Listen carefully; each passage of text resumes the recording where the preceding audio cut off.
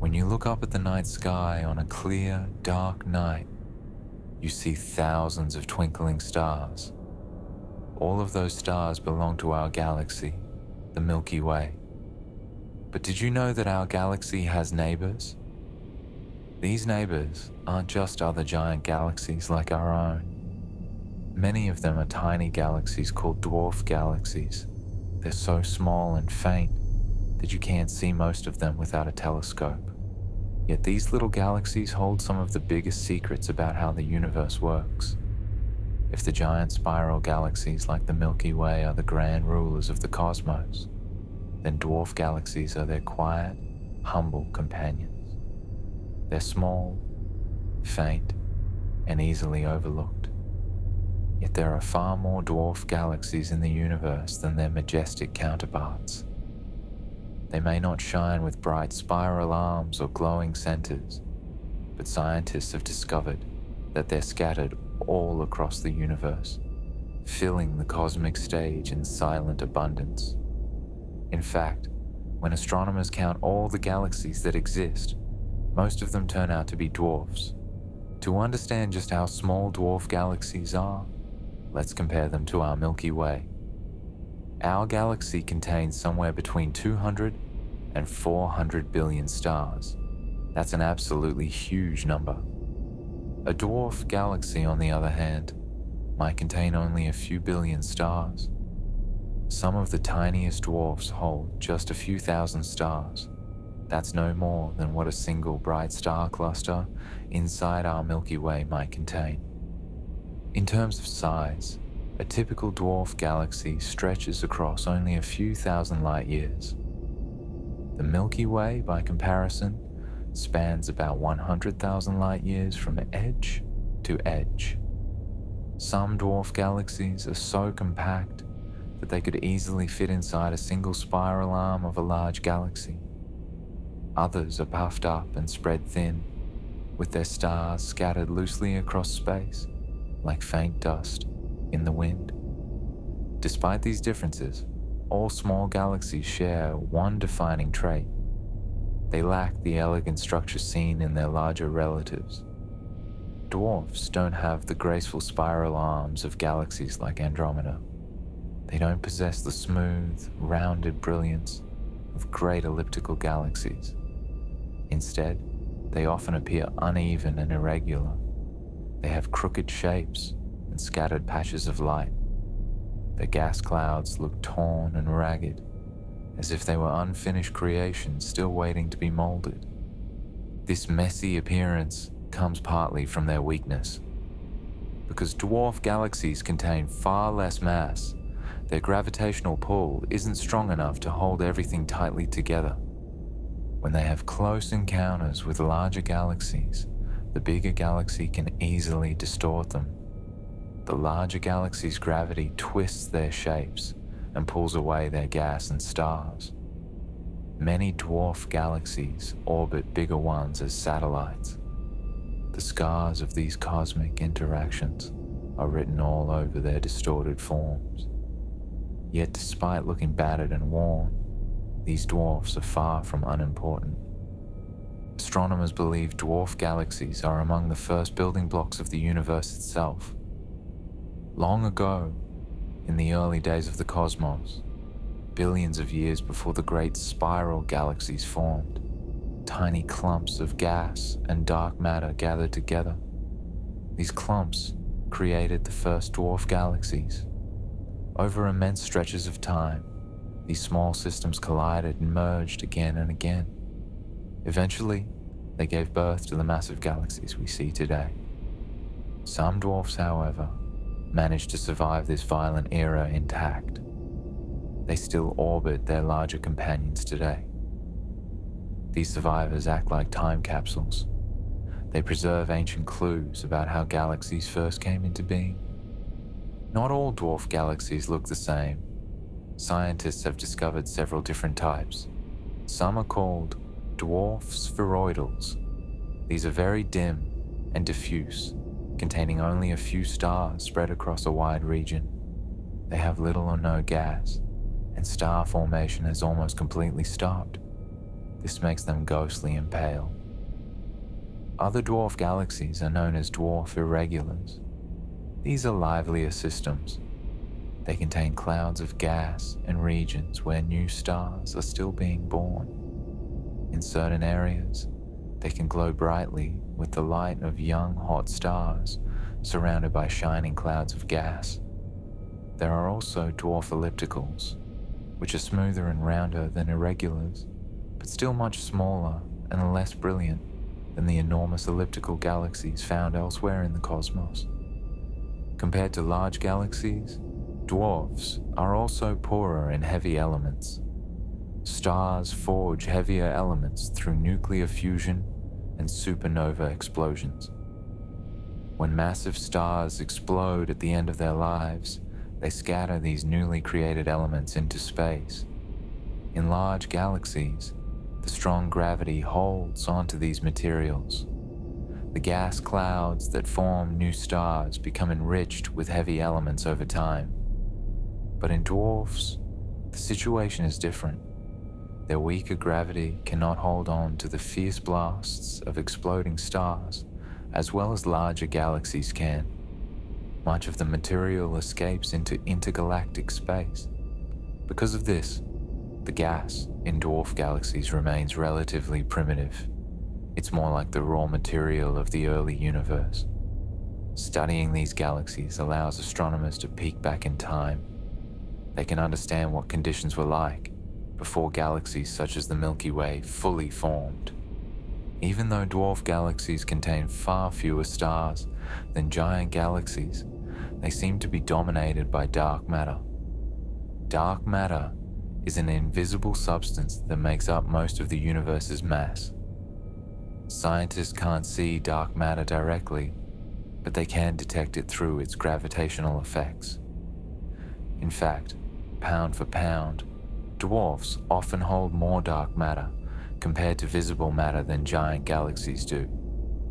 This hidden mass helps them survive despite their faintness. It acts as unseen glue that binds them together. Because of this, scientists sometimes refer to dwarf galaxies as dark matter laboratories. Their delicate structures make them especially sensitive to the mysterious effects of dark matter. Chapter 2: The Milky Way's Dwarf Galaxy Family.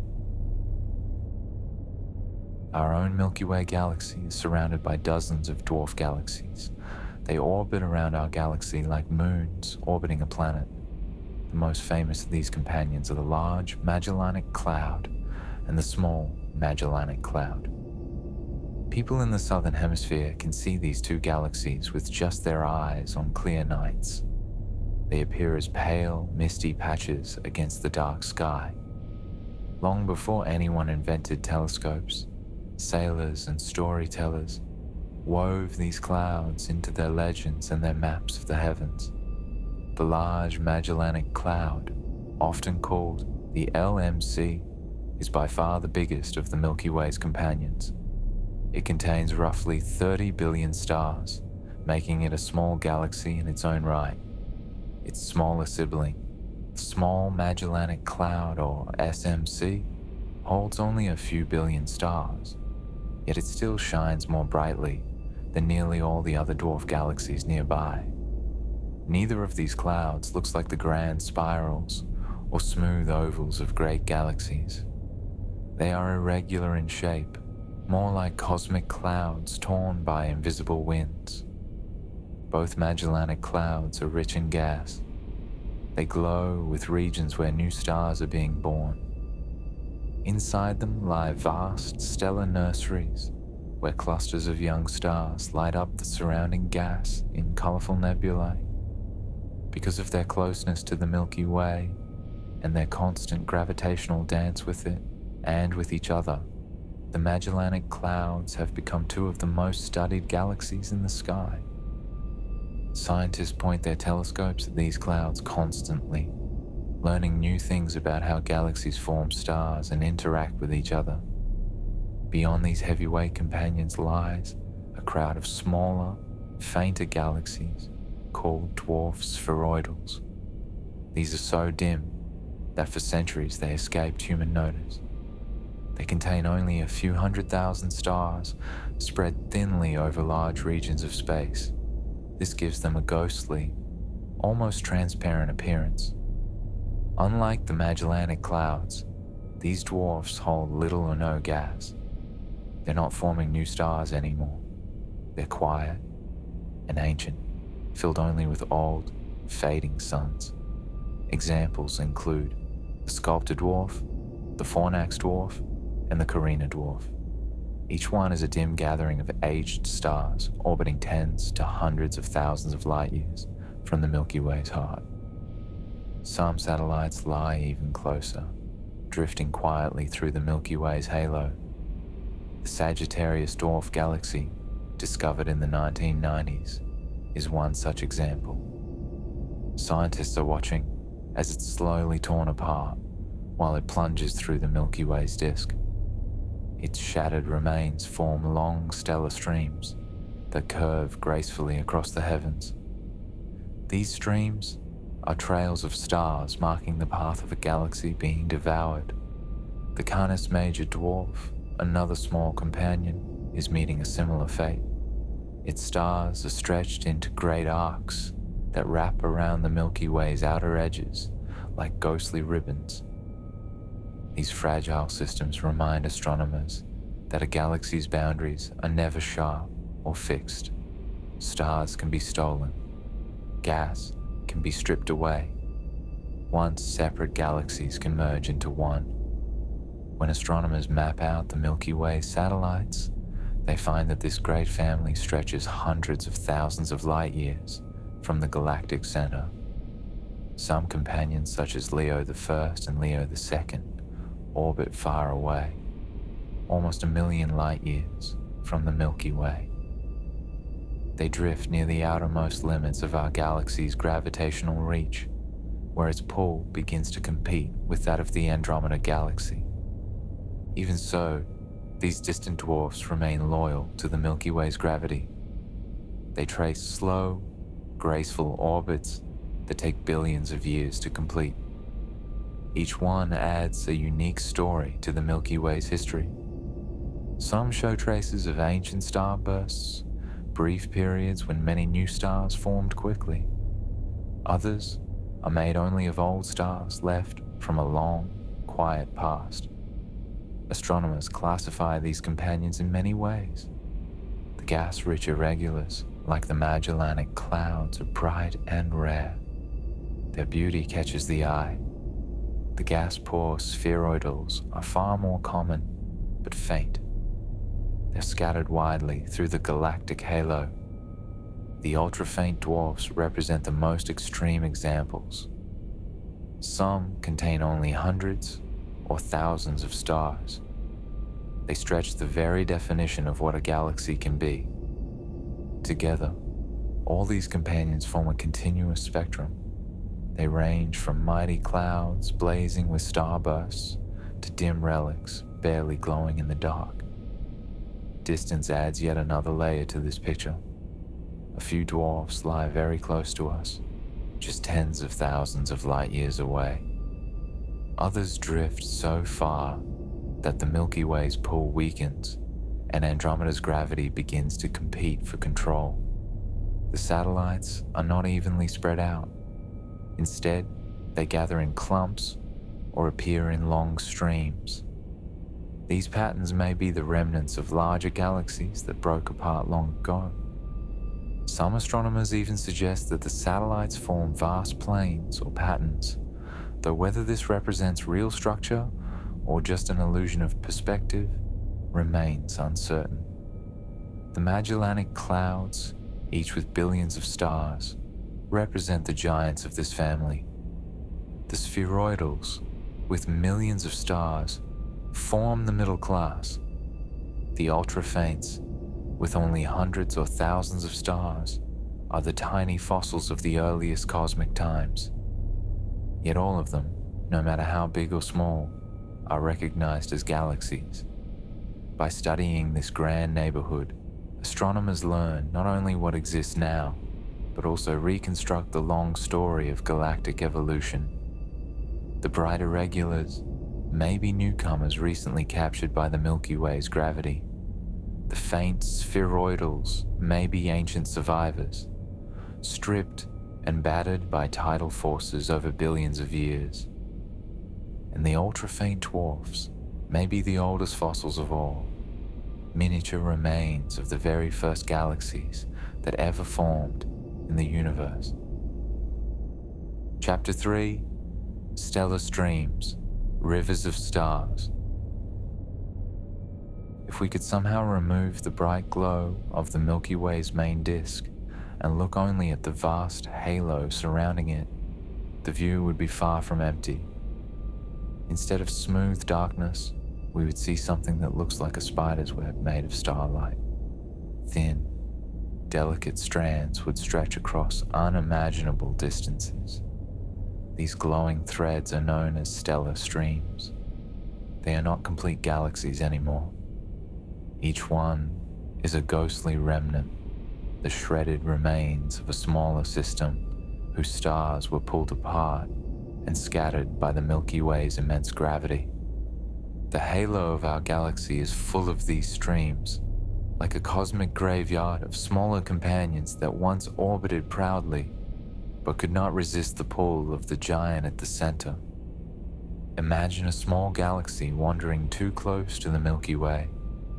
At first, its stars stay together, bound by their own mutual gravity. But as it circles the larger galaxy, the Milky Way's powerful tidal forces begin to stretch it apart.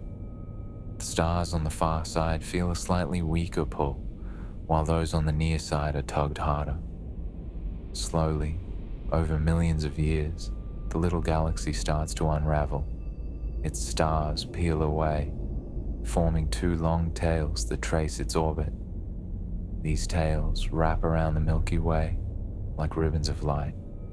They can stretch for hundreds of thousands of light years.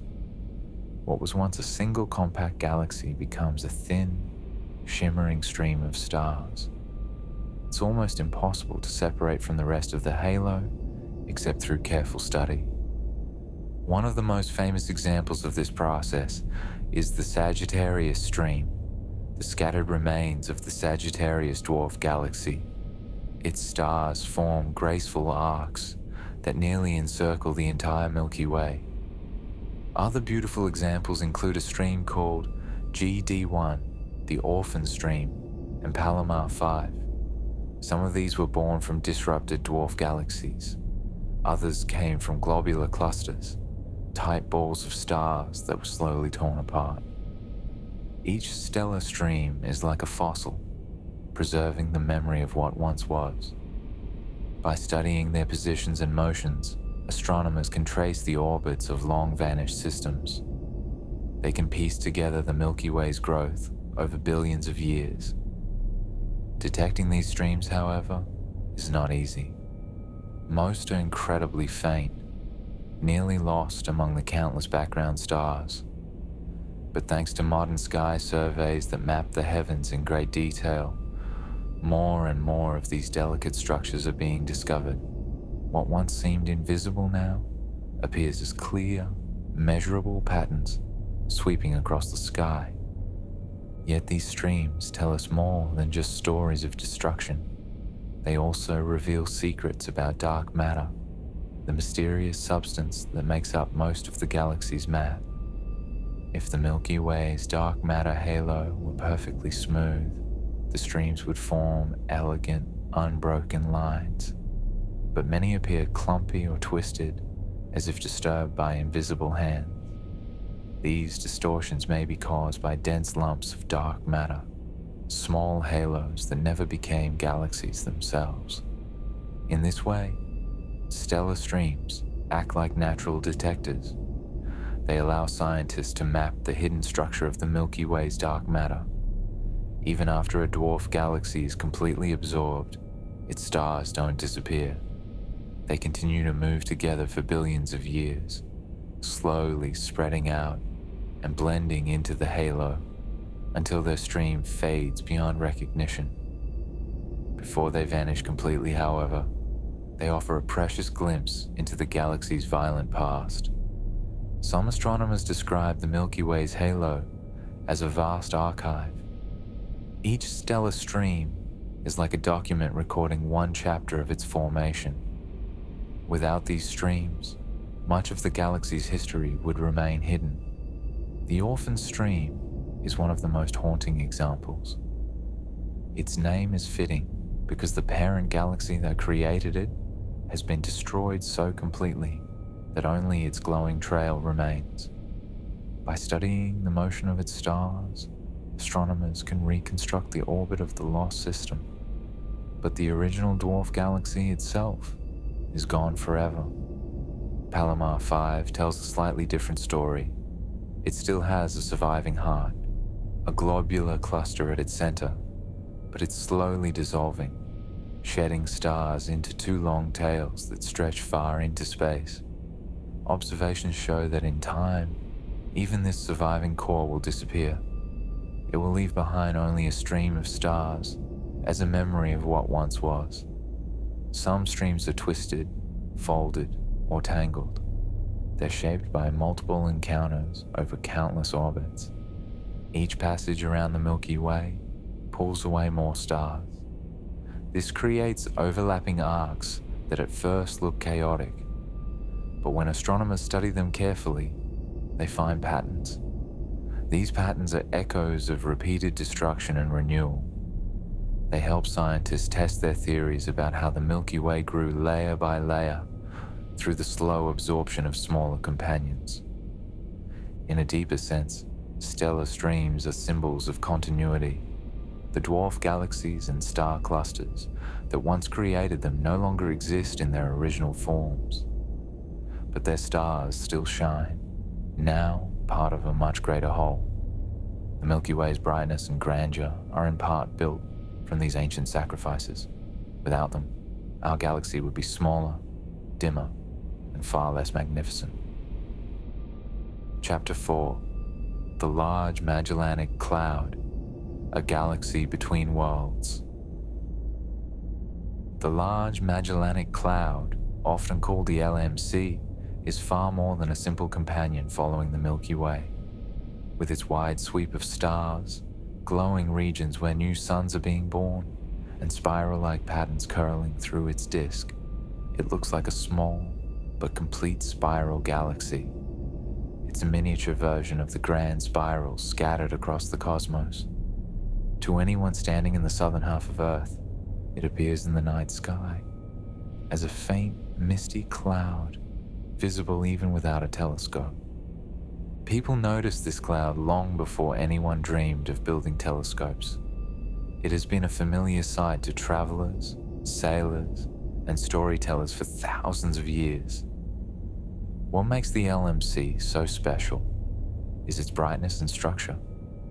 Among all the Milky Way's companions, it is by far one of the most striking and one of the most studied. Its total mass in stars is about 1/10 that of the Milky Way. That's a huge amount for a satellite galaxy. Hidden within the LMC is a vast halo of invisible dark matter. This unseen force holds it together, even when it swings dangerously close to our own galaxy's gravitational pull. This invisible glue has kept the LMC from being torn apart, preserving its shape and order.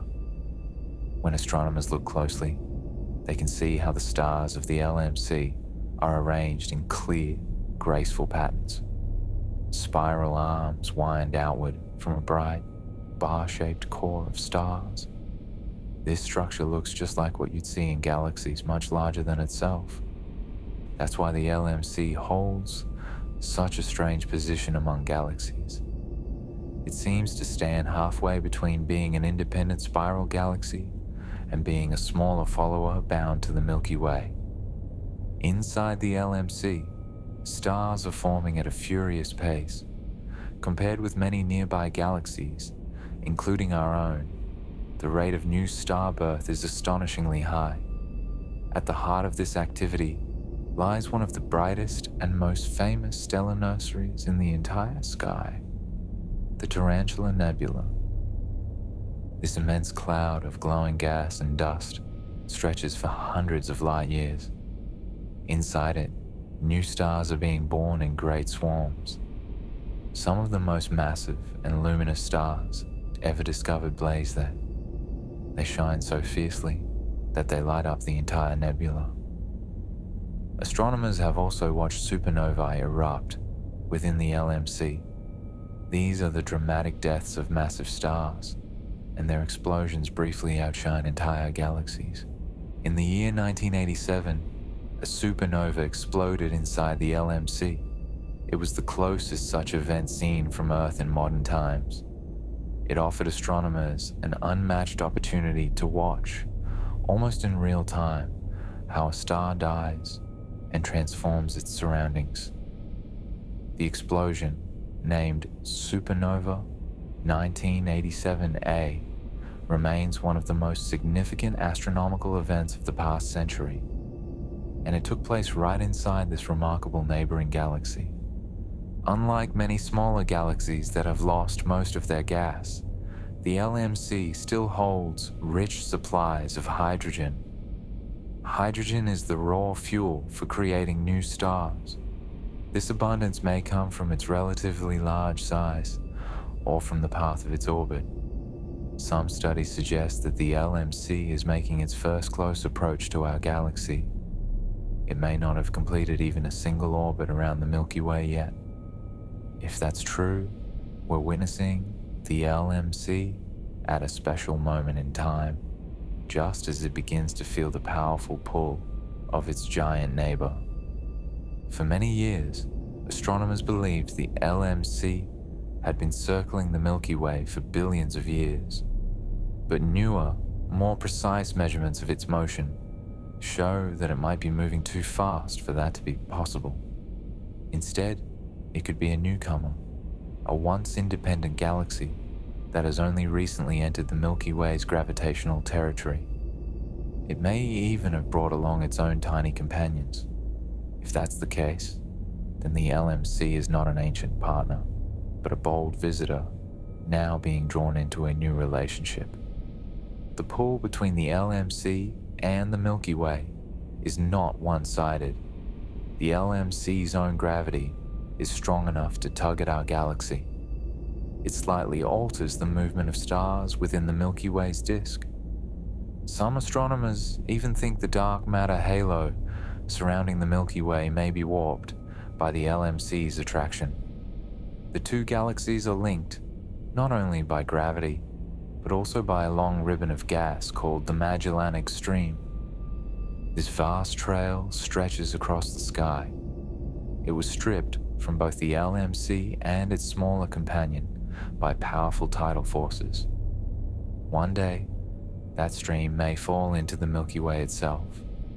It could feed our galaxy with fresh gas and spark new waves of star formation. If the Milky Way were smaller or the LMC more distant, we might not call it a satellite at all. It exists in a gray area, blurring the line between the categories astronomers like to draw. Nature, as always, refuses to be neatly labeled. Galaxies, like people, come in many forms. They often defy simple classification. For humans, the Large Magellanic Cloud has always been more than an object of study. It has been a source of wonder. Today, with modern instruments, we can peer deep into its heart. We can count its stars and trace its history.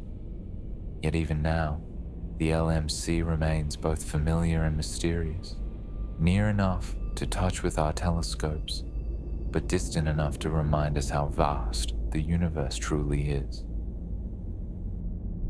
Chapter 5: The Small Magellanic Cloud and the Magellanic Bridge. Close by, the Large Magellanic Cloud drifts its smaller sibling, the Small Magellanic Cloud, or SMC. This is a far more chaotic companion. Unlike its larger neighbor, it lacks the elegant spirals or smooth glow of an ordered galaxy. Instead, it appears uneven and lopsided, a scattered patch of light rather than a neatly built structure. The reason lies in its situation. The SMC lives in constant tension.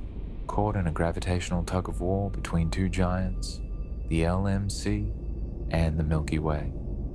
Its strange shape is a direct result of being pulled in different directions at once. The SMC is about 200,000 light-years away from Earth, making it one of the closest galaxies beyond the Milky Way. It contains only a few 100 million stars, a tiny population compared to the LMC or our own galaxy. By any measure, it's a small galaxy, even among dwarfs. But its closeness gives astronomers an extraordinary chance to watch it change. Scientists can see how its stars move, how its gas is stretched and twisted, and how its very shape shifts over time. Instead of a smooth sphere or a clear disk, the SMC looks like a tangled pattern of dense star clusters and empty gaps. One section forms a compact main body, while another seems to trail away like a wing being pulled from a bird in flight. This distorted form is the direct result of tidal forces, gravity's long, invisible fingers pulling it apart. The two Magellanic Clouds are so near each other that they travel together through space. They orbit the Milky Way as a pair, bound by the same cosmic dance that has linked them for billions of years. For billions upon billions of years, the two clouds have likely been circling each other in a slow, graceful dance, while at the same time inching ever closer to our own Milky Way galaxy. Their shared gravity keeps them bound together like two partners locked in a cosmic embrace. But that same force also twists and stretches them in remarkable ways. The small Magellanic Cloud, being the lighter of the pair, bears the most visible scars from their constant gravitational tug-of-war. Astronomers believe that the strange, wing-like extension of the SMC is the result of a dramatic close encounter with its larger companion. During that meeting, the stronger LMC pulled away a portion of the SMC's material. It left behind a long, trailing stream that stretches far into space. This isn't the only clue to the SMC's turbulent life. When scientists study the two clouds using radio telescopes, they discover something astonishing. A vast river of gas that seems to flow out of them. It arches across the heavens for hundreds of thousands of light years. This enormous structure, known as the Magellanic Stream, is believed to have formed as the two galaxies repeatedly tugged at each other. Much of the SMC's precious gas has been stripped away, leaving it looking uneven and patchy. This loss of gas also affects how new stars are born within it. Normally, galaxies form stars from dense, cold clouds of gas. But in the SMC, astronomers have found signs that its star-making process has been anything but steady. Some regions burst with clusters of dazzling young stars. This is evidence that gravitational pressure from past encounters has triggered sudden waves of star formation. Other areas, by contrast, seem almost barren, as if the raw material for making stars has already been swept away.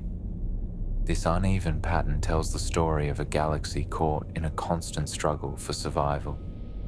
Because the SMC lies relatively close to us, scientists can study it in great detail.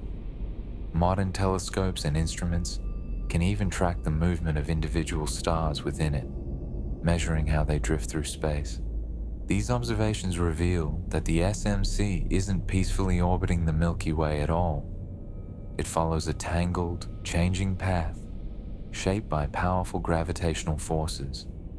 Its irregular, stretched-out form may be a sign that it's still adjusting to the Milky Way's pull, its structure reshaped with each passing age.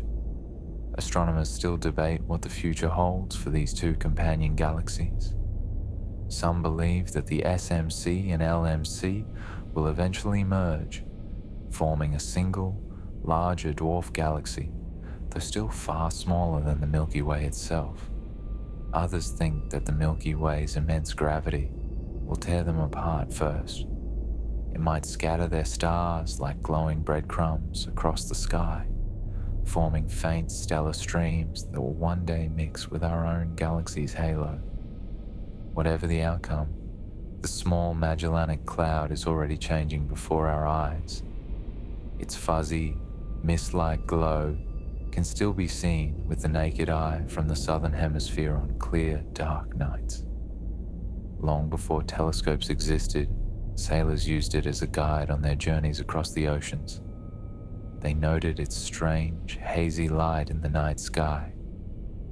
Only centuries later did scientists realize that this cloud was not a cloud at all, but an entire galaxy, a small and fragile world being reshaped by the invisible hands of gravity. The SMC stands as a vivid reminder of what happens when small galaxies live in the shadow of giants. They're forever pulled, stretched, and transformed by forces they can never escape. Between the two Magellanic Clouds lies something truly beautiful: the Magellanic Bridge. This structure is like a shining rope of stars and gas that links the large and small clouds together, almost as if the two galaxies were holding hands across the vast emptiness of space. For a long time, astronomers believed these two clouds were just separate neighbors drifting near the Milky Way. But in the 20th century, new observations revealed something far more intimate. The two are actually bound by gravity, and their mutual pull has drawn gas and stars out of the small Magellanic Cloud, stretching them into the space between. When scientists looked closer, they discovered something truly beautiful: streams of bright, young, blue stars shining across this cosmic bridge. These stars were not ancient leftovers, but newly born suns. They formed when the torn gas was squeezed and heated during its journey between the two galaxies. In other words, the bridge is not just a connection, it's alive with creation, a place where galaxies meet, collide, and give birth to new stars. The Magellanic Bridge is a frozen moment in time, a snapshot of motion and transformation. It captures material that's being pulled, exchanged, and reshaped as the two galaxies continue their slow gravitational dance. But beyond this bridge lies something even grander: the Magellanic Stream. Unlike the bridge that lies between the clouds, the stream trails far behind them. It winds across the southern sky like a ghostly ribbon or the glowing tail of a comet. This enormous stream is made mostly of hydrogen gas and stretches over more than 600,000 light years. That's longer than the Milky Way itself. It's so faint that no human eye can see it. Yet radio telescopes tuned to the special frequency of neutral hydrogen can trace it clearly. What the stream reveals is the story of countless close encounters between the Magellanic Clouds and our own galaxy. Each time they sweep near the Milky Way, powerful tidal forces tug at them. They pull loose great swaths of gas that trail behind in space. Over billions of years, these encounters have woven a vast ribbon of material that circles much of the southern sky. Gas is the lifeblood of galaxies. It's the raw material from which new stars are born. When a galaxy loses too much of it, star formation slows down and the galaxy begins to fade into quietness. The Magellanic Stream tells us that the clouds are gradually losing their precious gas. They cannot hold on to it forever. One day, much of this material will drift into the Milky Way. It will feed our galaxy's outer halo and perhaps spark new generations of stars in our own galaxy. Chapter 6: The Sagittarius Dwarf Galaxy, a galaxy being eaten. The Sagittarius Dwarf Galaxy is a fragile little world caught in the mighty grip of the Milky Way's overwhelming gravity. Unlike the Magellanic Clouds, which still hold themselves together reasonably well, Sagittarius is already being ripped apart, piece by piece. It's a vivid, living example of what astronomers call galactic cannibalism, the slow devouring of one galaxy by another. Astronomers first noticed the Sagittarius Dwarf in the early 1990s, but even then it was already showing clear signs of destruction. Its stars were not neatly packed together, as in many other dwarf galaxies. Instead, they had been stretched out into faint, ghostly streams that looped all the way around the Milky Way. They looked like the scattered beads of a broken necklace, glimmering faintly across the heavens. The galaxy was no longer a tight, round cluster, but a long, shredded ribbon of stars. It was slowly being torn apart by forces that had been at work for billions of years. The fact that it was discovered so recently shows just how dim and faint it had become after losing much of its original brightness and mass. Much of what once belonged to Sagittarius now drifts freely within the Milky Way's vast halo, stolen away by the stronger galaxy's gravity. The story of Sagittarius begins with its dangerous orbit. Unlike a quiet companion that keeps a safe distance, this small galaxy plunges straight through the Milky Way's disk. This ensures violent encounters every time it passes through. Each passage exposes it to powerful tidal forces. The Milky Way's immense gravity pulls harder on Sagittarius's near side than on its far side. This slowly pries away its stars and gas. With every orbit, more of its material is stripped away, layer after layer, until only a small, faint core remains. This ongoing destruction leaves scars that stretch across the night sky. The stars that once belonged to Sagittarius now form long, graceful streams that wind around the Milky Way like a silvery ribbon wrapped around a globe. These streams are not only beautiful, they're also deeply valuable to science. They act like cosmic breadcrumbs, marking the invisible shape of the Milky Way's gravitational field. By tracking the paths of these scattered stars, astronomers can map the hidden structure of our galaxy. They can even estimate where the mysterious dark matter is concentrated. Dark matter is the invisible substance that makes up most of the Milky Way's mass. In this way, the slow death of the Sagittarius Dwarf has become an unexpected gift.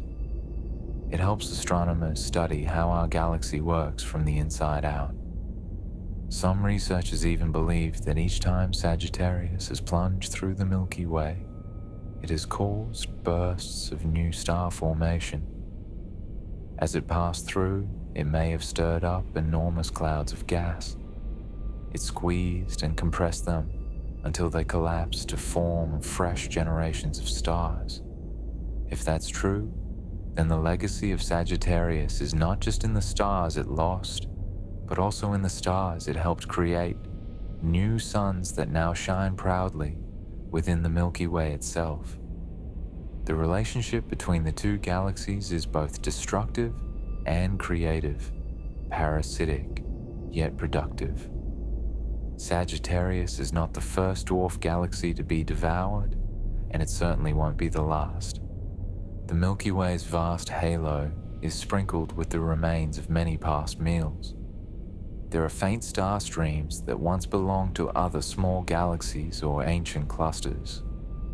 Each of these glowing trails tells the story of a long ago encounter and a smaller companion that was torn apart. But Sagittarius stands out among them all because its demise is happening right now, before our eyes. It's a rare chance for astronomers to witness the drama of galactic cannibalism in action. Today, what remains of the Sagittarius Dwarf is just a pale, fading core, orbiting about 70,000 light-years from the Milky Way's center.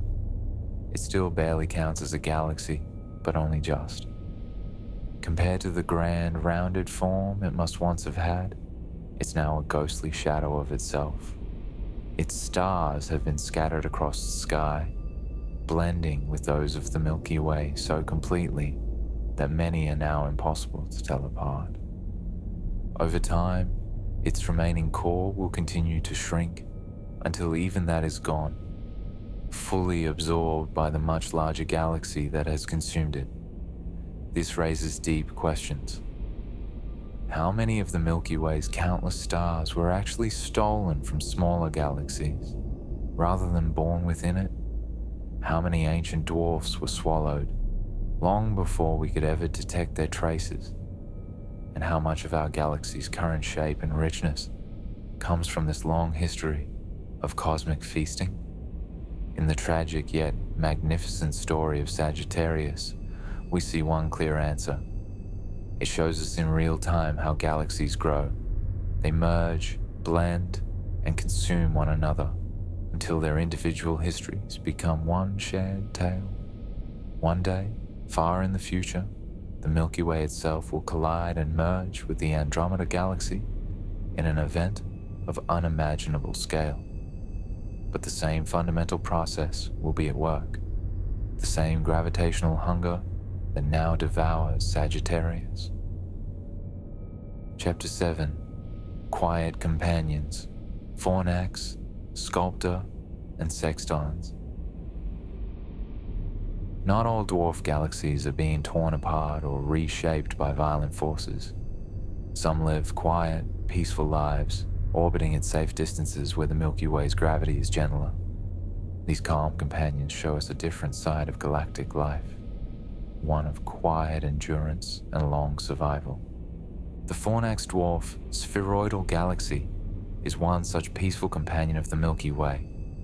It drifts peacefully through space about 460,000 light-years away, shining faintly in the southern constellation known as Fornax. At first glance, it doesn't look like much, just a dim, hazy patch that can easily disappear into the deep black of the night sky. But hidden within this small, unassuming galaxy is a remarkable secret that sets it apart from all others of its kind. Fornax is home to not one, not two, but at least 6 globular clusters. Globular clusters are dense, ancient gatherings of stars that usually belong to much larger galaxies. For such a faint and fragile galaxy, having 6 of these is nothing short of extraordinary. The fact that Fornax holds so many star clusters has puzzled astronomers for decades. It raises fascinating questions about how such a small galaxy could have formed, survived, and even thrived in the shadow of a giant like the Milky Way. Globular clusters are among the oldest structures in the universe. Each one is like a glittering ball made up of hundreds of thousands of stars bound tightly together by gravity. Many of them are more than 10 billion years old, nearly as old as the universe itself. In the Milky Way, there are more than 150 of these clusters scattered through its vast halo. Their age and structure tell a story of endurance. They formed during the earliest ages of the cosmos, when galaxies were still young and chaotic. That's why Fornax's 6 globular clusters are such a surprise. Dwarf spheroidal galaxies are usually too small and too light to hold on to such massive star systems. They lack the strong gravity and dense gas clouds needed to create or sustain them. Yet Fornax, with only a few billion times the mass of our Sun, has managed to keep 6 of them in orbit. That's a number that rivals even some mid-sized galaxies. These clusters are scattered at different distances around Fornax, shining faintly like tiny jewels around a dim lantern. Some stay close to the galaxy's heart, while others drift far enough that they seem to balance on the edge of escape. Astronomers have studied them closely because the stars inside these clusters are like fossils. They preserve clues about what the early universe was like. Many of the stars are older than 10 billion years, meaning they formed when the cosmos was still in its youth. Their existence suggests that Fornax, though faint today, may once have been much richer. It may have been filled with gas and alive with bursts of star formation. Unlike the Sagittarius Dwarf Galaxy, which is currently being torn apart by the Milky Way's powerful gravity, Fornax appears to be stable and peaceful. Its stars are not being stripped away, and its clusters remain in orbit, safe and secure. This stability suggests that Fornax moves in a distant, gentle path around our galaxy. It's far enough away to avoid being pulled apart by the Milky Way's enormous gravitational tides. At nearly 500,000 light-years away, it circles the Milky Way at a comfortable distance, where the cosmic forces are weaker. This allows it to preserve its delicate shape. Yet one great mystery remains. Why does Fornax have so many globular clusters? Astronomers have proposed several ideas. One possibility is that Fornax was once much more massive than it is today. Perhaps it began its life with a deep pool of dark matter and abundant gas, forming many clusters in its youth. Over time, it may have lost much of its outer layers through encounters with other galaxies. This would leave only its inner core and its ancient clusters behind. Another idea is that Fornax captured some of its clusters from nearby dwarf galaxies in the crowded outskirts of the Milky Way. Galaxies sometimes brush past one another, swapping stars and clusters like cosmic traders. Maybe Fornax was simply lucky, in the right place at the right time, to gather more than its share. The Sculptor Dwarf Galaxy and the Sextans Dwarf Galaxy are two other quiet, unassuming companions of the Milky Way.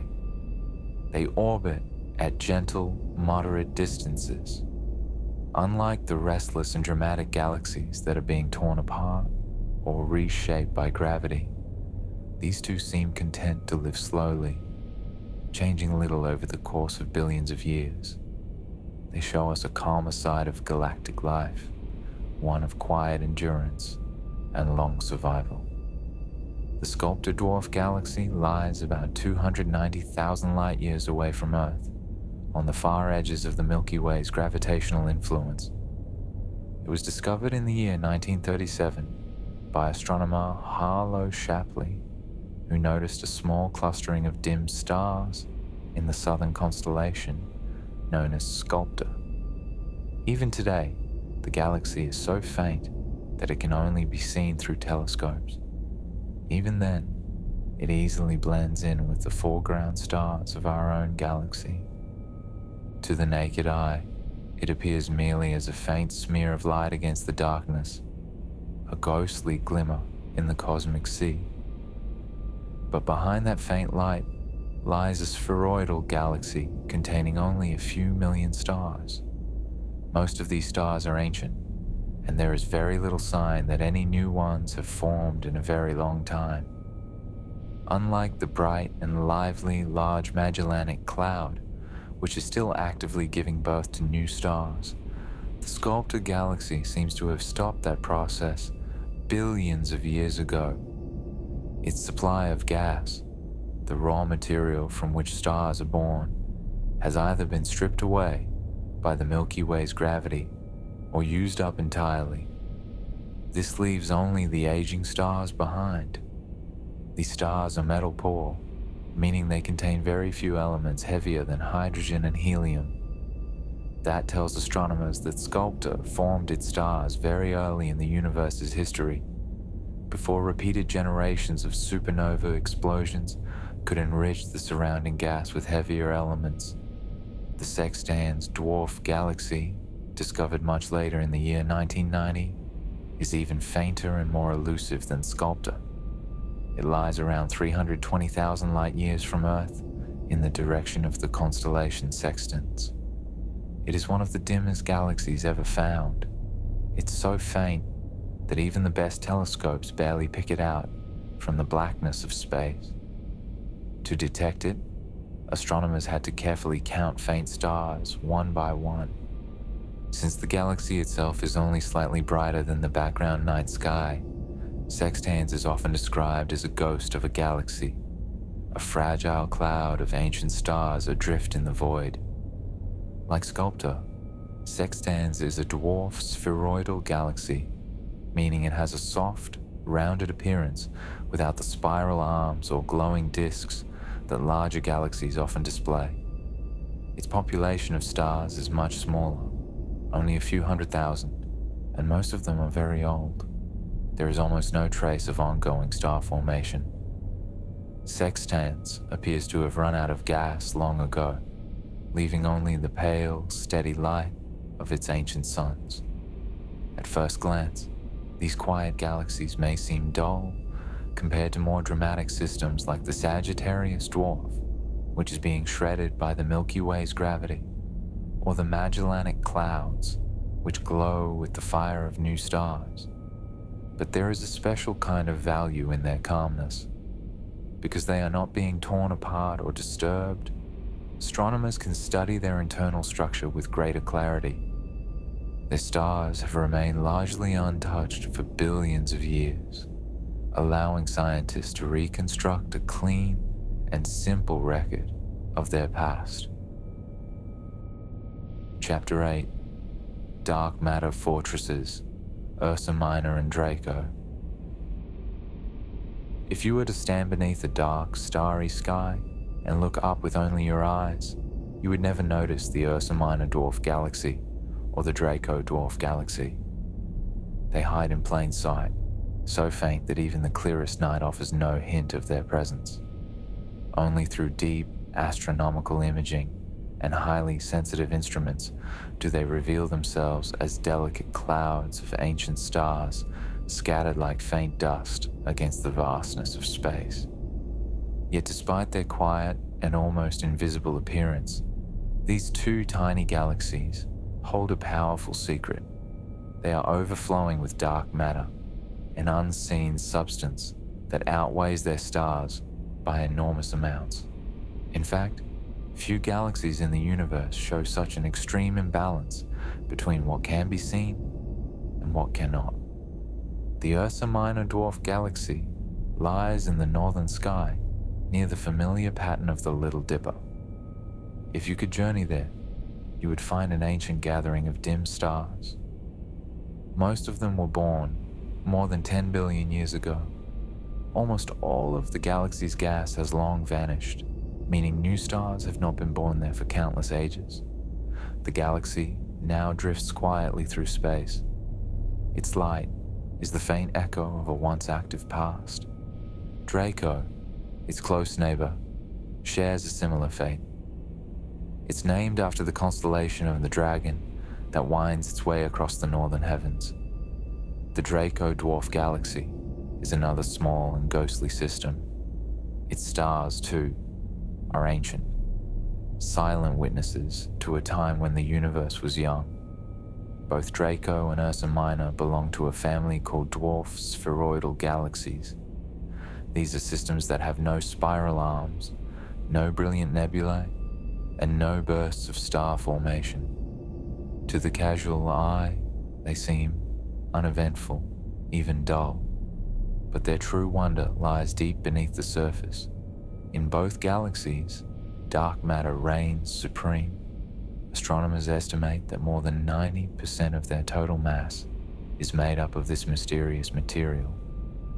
For every shining star, there may be hundreds, perhaps thousands, of invisible dark matter particles forming the true skeleton of the galaxy. Their mass-to-light ratios are staggering, dozens or even hundreds of times greater than that of our Milky Way. In this sense, they are not just small galaxies, they are fortresses of darkness. In the Milky Way, dark matter is mixed together with stars, gas, and dust, making it difficult to study. But in tiny galaxies like Draco and Ursa Minor, where there is little else to interfere, the influence of dark matter stands out clearly. They serve as natural laboratories, magnifying glasses that allow astronomers to study how this invisible substance behaves on small scales. This leads to one of the great puzzles in modern cosmology. What exactly does dark matter do inside small galaxies? The standard theory of cold, dark matter predicts that galaxies should have dense, sharply peaked centers where dark matter clumps thickly toward the core. Yet observations of systems like Ursa Minor and Draco often show flatter centers where dark matter seems more evenly spread out. This mystery has led scientists to wonder whether our models need improvement or whether powerful events like ancient supernova explosions might have reshaped the matter inside these galaxies long ago.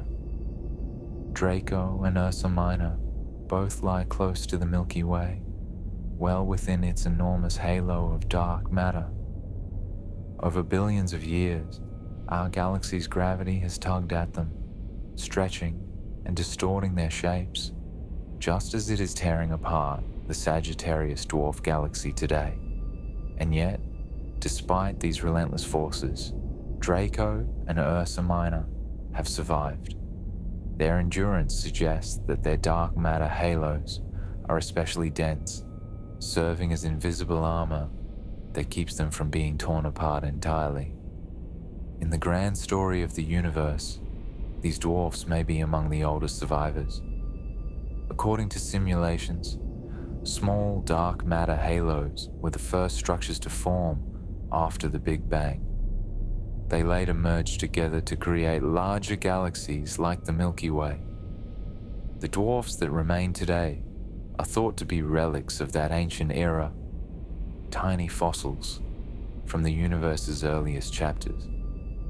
By studying Draco and Ursa Minor, scientists can glimpse what the building blocks of galaxies looked like more than 10 billion years ago, long before our Milky Way became the magnificent spiral we know today.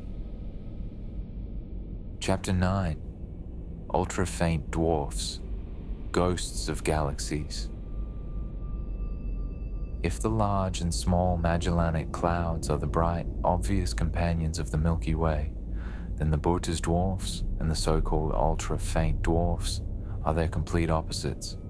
These are not shining jewels of the night sky, but fragile whispers of galaxies, so dim that even the most powerful telescopes struggle to find them.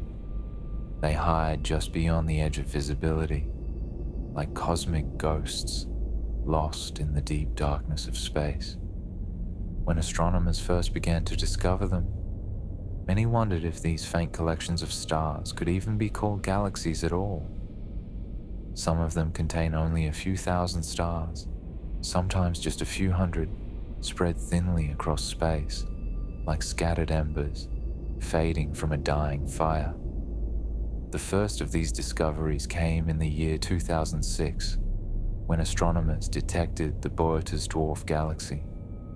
It was the first real glimpse into what these ghostly companions of the Milky Way look like. Among the group, Bota's eye is the brightest, though even it shines with a faintness that makes it nearly invisible, compared to galaxies such as Fornax. The stars within Bota's one are among the most ancient and chemically primitive ever observed. They hold the signatures of an early universe untouched by later generations of star formation. After Bota's eye came Bota's 2, an even fainter, more delicate neighbor. Bota's 2 is so small and dim that astronomers debated whether it should even count as a galaxy or merely as a loose cluster of wandering stars. Its stars are widely spread apart, and the system appears to be stretched and pulled by the Milky Way's immense gravity. Yet despite its fragile appearance, Bota's 2 carries an extraordinary secret. When scientists studied the movements of its stars, they realized that the system's total mass was far greater than the visible stars could explain. This hinted that Bota's 2 too must be enveloped by a vast halo of dark matter. If that's true, then Bota's 2 is not just a simple star cluster. It is a true galaxy, one whose few remaining stars are held together only by the invisible hand of dark matter. This discovery opened the floodgates as astronomers began conducting deeper and more detailed sky surveys. They found more and more of these ghost-like companions scattered throughout the Milky Way's outer halo. These fragile systems were named ultra-faint dwarfs, a fitting title for galaxies that seem to hover on the very edge of existence.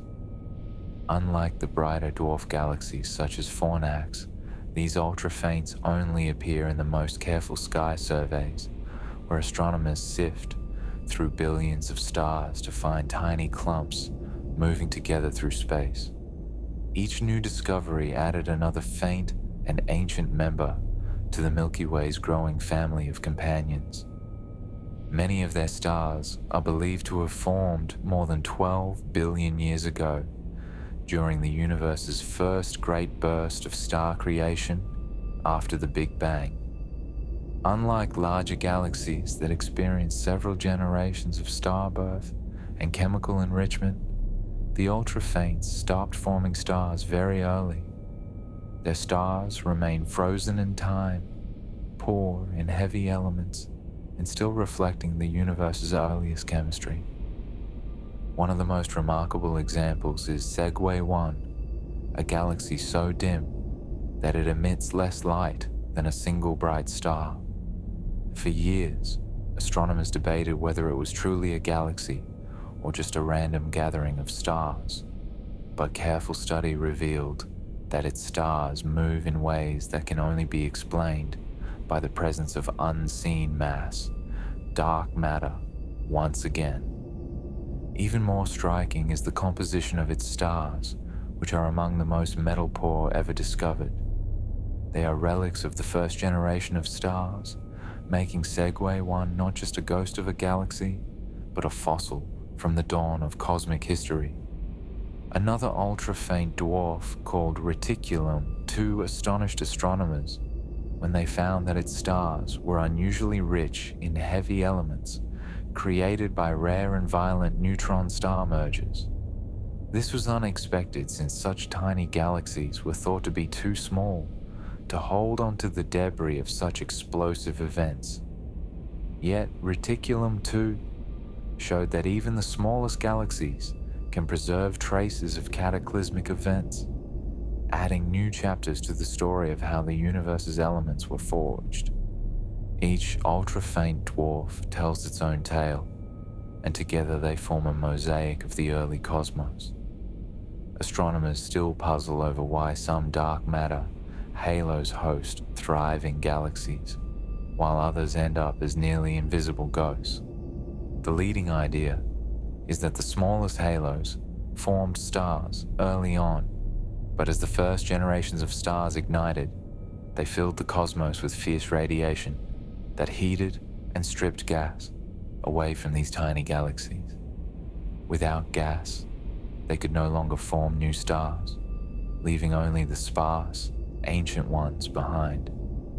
In this way, the ultra-faint dwarfs are survivors of a cosmic purge, remnants from a time when only the largest halos could keep their gas and continue to shine.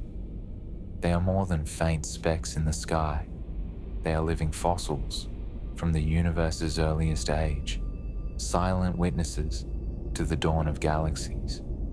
Even now, astronomers believe that many more of these shadowy galaxies may still be hidden in the faintest corners of the sky.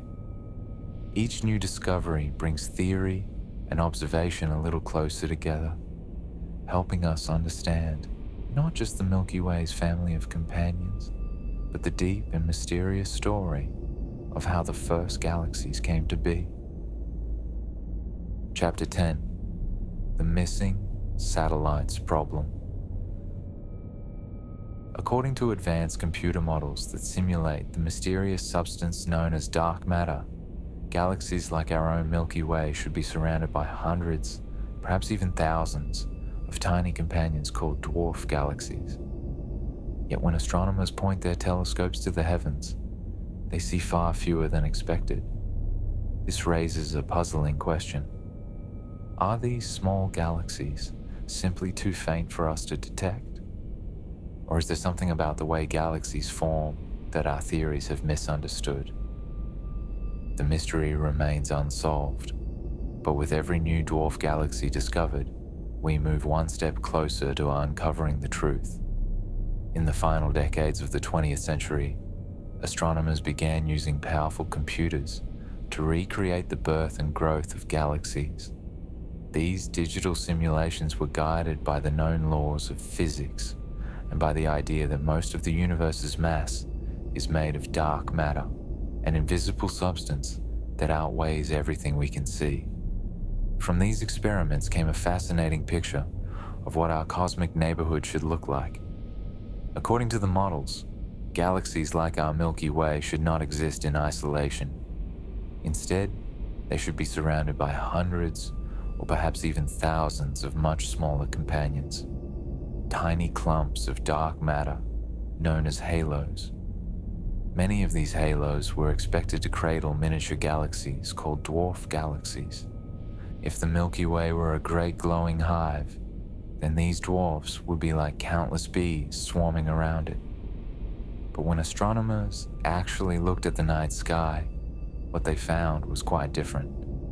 Instead of hundreds upon hundreds of these small satellites, they saw only a few dozen. This striking mismatch between what the simulations predicted and what telescopes observed became known as the missing satellites problem. The mystery was especially puzzling because the same computer models were otherwise remarkably accurate. They successfully reproduced the vast cosmic web, the enormous filaments of galaxies, the clustering of matter, and the way giant structures form over billions of years. Yet when it came to the smaller scales around galaxies like our own, the numbers simply did not add up. The dark matter halos that should exist in great numbers seemed to be there only in theory. Either they truly existed but failed to form visible galaxies, or our understanding of dark matter itself was flawed. At first, astronomers wondered if the explanation might be simple. Maybe the missing satellites were there, but just too dim to detect. As technology improved, digital sky surveys began to reach fainter and fainter limits. The Sloan Digital Sky Survey, for example, revealed a host of ultra-faint dwarf galaxies scattered across the northern sky.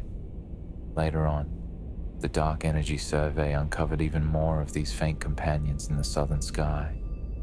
Each new discovery helped to narrow the gap between theory and observation. But even today, only a few dozen dwarfs are known to orbit the Milky Way, still far fewer than the hundreds that models predict. If the satellites are not merely hiding, then perhaps the problem lies in the simulations themselves. Maybe the models assume too much about how gas and stars behave in tiny halos of dark matter. In theory, every dark matter halo should be able to gather gas and form stars, but in practice, many may fail. In the early universe, powerful radiation from the first stars and quasars could have blasted away gas from these small halos before they ever had a chance to grow into galaxies. Later on, when some of the first dwarf galaxies formed stars, violent supernova explosions may have blown out what little gas they had left, shutting down star formation completely. If this happened frequently, then many dark matter halos might remain truly dark, empty of stars and invisible to even the most sensitive telescopes. In this view, the missing satellites are not missing at all. They are there, but they never lit up. Chapter 11, Gaia, a time machine in space. The European Space Agency's Gaia mission was not just another telescope in space. It was a time machine, a detective, and a historian all in one. Launched with the goal of mapping the Milky Way, Gaia was built to do far more than simply show where stars are. It was designed to reveal how they move, how they were born, and how our galaxy grew from countless ancient collisions. From Gaia's work, an entirely new science has emerged: galactic archaeology, the study of our galaxy's history through the motions of its stars.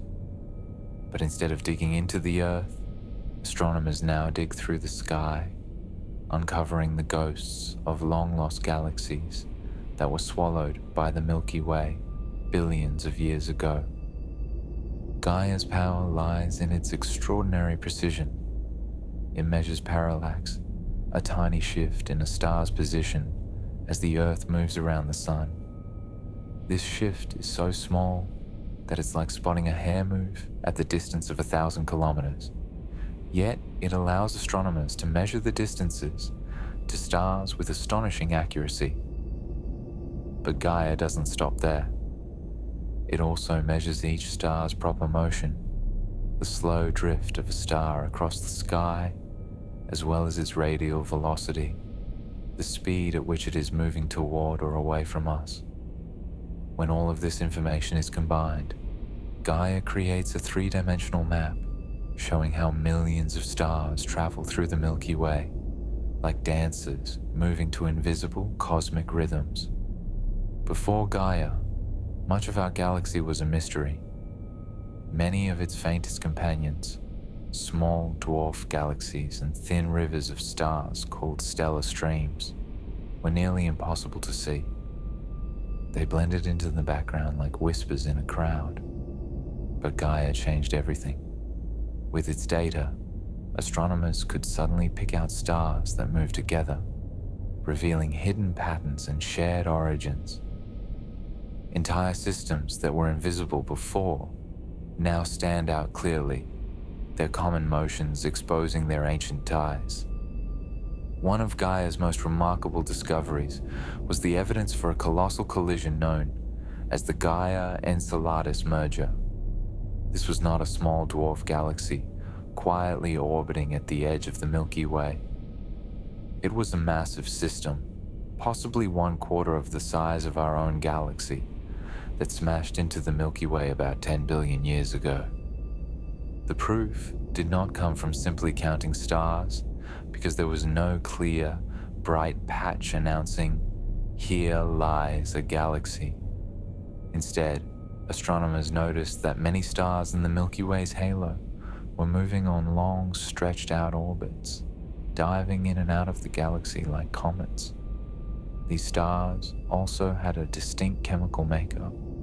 They were poorer in heavy elements than stars that formed in the Milky Way's main disk. Together, these clues told a story of a great ancient merger, one that shook the Milky Way and helped form its thick disk. Without Gaia's precise motion measurements, those stars would have remained hidden, lost in the crowd of billions. Chapter 12: The Future of Dwarf Galaxy Discovery. In the decades to come, tiny dwarf galaxies may step out of the shadows of astronomy and take center stage in our understanding of the cosmos. For much of the last century, these small galaxies were treated like curiosities, too faint, too fragile, and too inconspicuous to play any major role in the grand cosmic story. Yet time and again, dwarfs have surprised astronomers, proving themselves to be crucial pieces in the puzzle of how galaxies form, grow, and interact.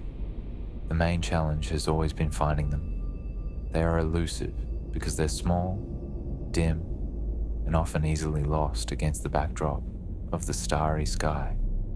But a new era is dawning.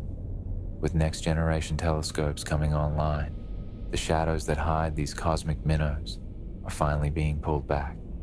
Soon, scientists hope to discover not just dozens, but possibly thousands of new dwarf galaxies. Each one could carry vital clues about the hidden history of our universe, whispering secrets from its earliest chapters. The first major leap will come from the Vera C. Rubin Observatory, previously known as the Large Synoptic Survey Telescope. This extraordinary facility will scan the entire visible sky of the southern hemisphere with a depth never before achieved. Unlike previous surveys that only looked at selected regions, Rubin will repeatedly sweep the whole sky over the course of a decade, creating what could almost be called a living movie of the cosmos. For dwarf galaxies, this is nothing short of a treasure trove. Many of the faintest dwarfs have remained hidden, not because they are distant, but because their faint light blends into the background. Their stars are too few to stand out individually, and their combined glow barely rises above the darkness of the night. But by collecting images over many years, Rubin will be able to tease these faint signals out of the cosmic noise. Areas of the sky that now appear empty may suddenly reveal countless hidden structures.